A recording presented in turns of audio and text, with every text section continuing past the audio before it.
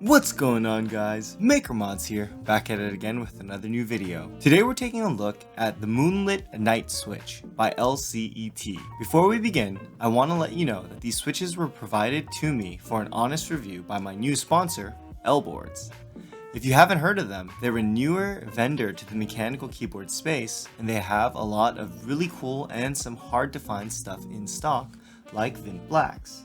There's an affiliate link in the description below if you want to check them out, and you can use code MAKER for 5% off and to help my channel grow.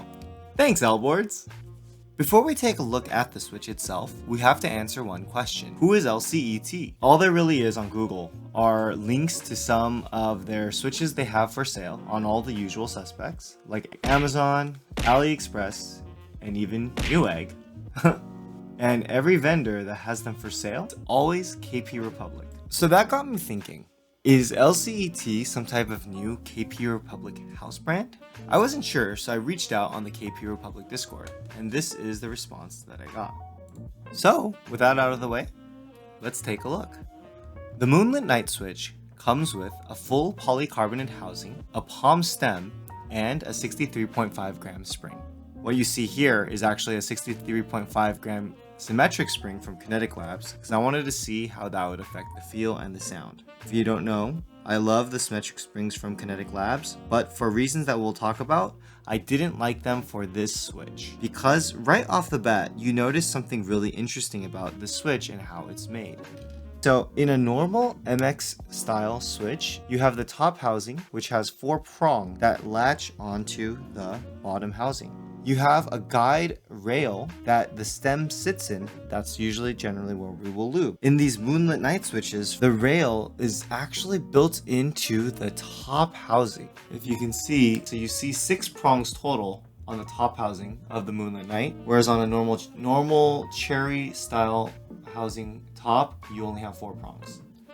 So it's really interesting, and it should make the switch more stable as it's going down, right? Yet I found that wasn't necessarily the case. The wobble wasn't any really better or worse than others, but one thing that it did do was it made the top housing a little finicky to get on, especially when you have a longer symmetric spring to try to compress on top of that. So the whole thing was a little finicky, and for the same reason, because of these middle prongs, it was very difficult to film the switches. So after I did 2 of them in like the span of 10 minutes, I gave up because they were just getting really twisted and contorted whenever you locked the 2 housings together.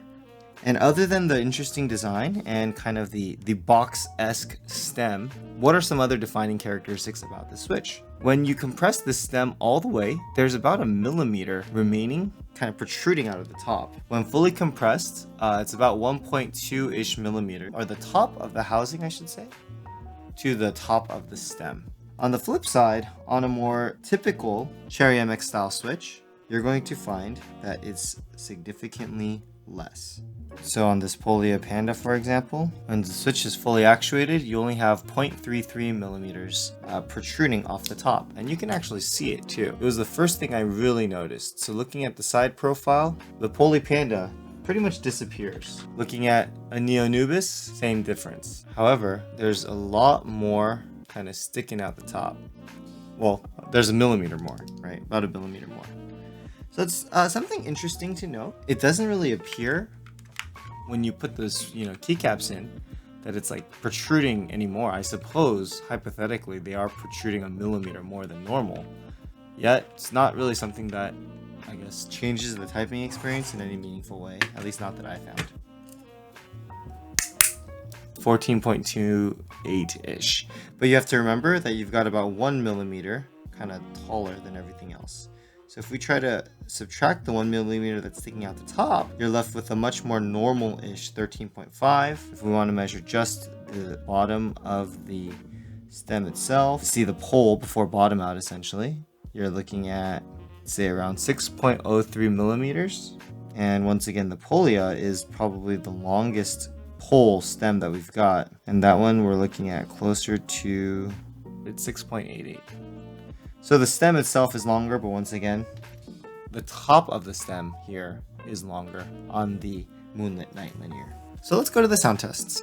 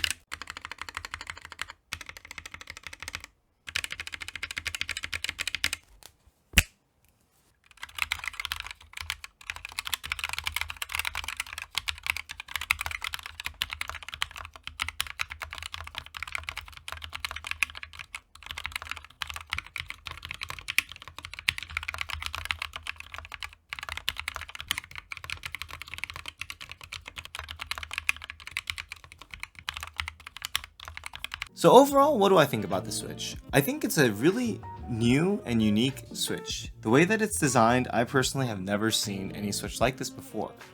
Does it have any tangible benefits? Not that I could really tell. Like I said, I don't really care too much about wobble testing, but I just figured that with this kind of over-engineered or newly engineered design, wobble would be really good. Like that was the aim of why they would design, this big box around the stem so that as it's sliding down, the top housing would keep the wobble in place. But you could even just tell from my finger right now, like the wobble is pretty bad. When it's on keyboard, it's no better or worse than pretty much any other Switch I've tried before. But yeah, north, south, and east-west wobble are both kind of just meh, right? Whatever. How does it sound? I think the sound is good when it's lubed and filmed. When it's a stock Switch, I personally didn't really care for it. I mean,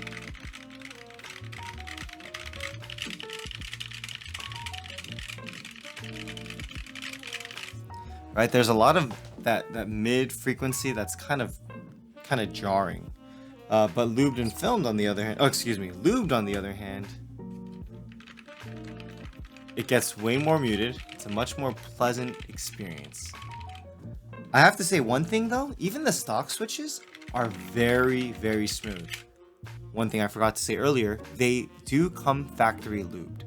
And the factory lube that I noticed was like that same type of oil that you see on some of the JWK switches. It seemed a little thicker, and it looked like these switches were actually donut dipped because the majority of the lube was on the spring. Very interesting that, at least if I can, if I'm correct, that from the factory they're starting to donut dip switches, springs to lube. The lube was a little inconsistent on some of the bottom housing poles. There would be a lot more lube than on others. However, because it was a generally thin consistency, even though it was a little viscous, it was very easy to spread. And once it spread, it didn't really seem to affect. So there were some switches that had a lot of lube in the bottom pole and some that had kind of almost none.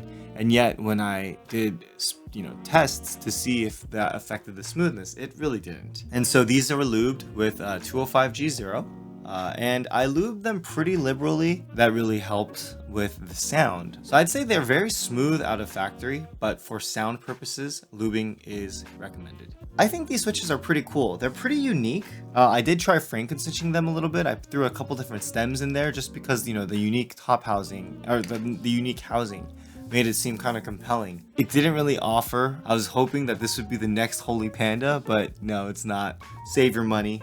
And speaking of money, I was told from Jack at Elboard that these are going to be somewhere around 50 cents-ish per switch in group buy. And so for 50 cents a switch, I think it's in a good place because for half the price, you have Gatoron yellows. But Gator on yellows sound way worse than these unless you lube and film them, and once you factor all that time and cost in, you're not that far off from 50 cents a switch. For a couple cents more, you do have the alpacas. I run alpacas in my daily driver. The Sohos are alpacas, recolored alpacas, with a 63.5 gram spring. And obviously this is not, an apples to apples comparison, but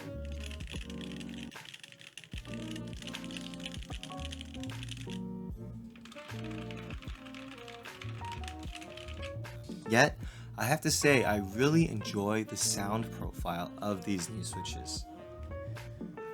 I don't know where the name came from. I don't see how these have anything to do with a moonlit night, but hey, we take those. And I was very pleased with the sound, honestly, guys, because I thought, if you've seen my last, 8 or 9 switch reviews, it's probably pretty obvious that I'm on tactile team. I enjoy tactiles and I enjoy reviewing tactiles because I'm kind of always on the lookout for that ultimate tactility. Yet, for roughly 50 cents or so a switch, I think with these Moonlit Nights, you get a really, really good sounding switch with a deep THOCC that you'll definitely enjoy. Just make sure you pick up some 205G0 so that you can lube it while you're doing it. That's going to be it for me today, guys. If you have any questions or if you have any concerns, comments, I don't know, leave them in the comments below. And while you're there, make sure that you destroy that like button. We're almost at 1,000 subscribers, guys. It is crazy. And so if you've made it this far in the video, I thank you so much. You are my true supporter, and I love you.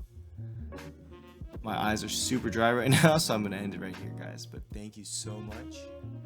Be prepared for a giveaway sometime soon. I'm MakerMods, and I'll catch you in the next video.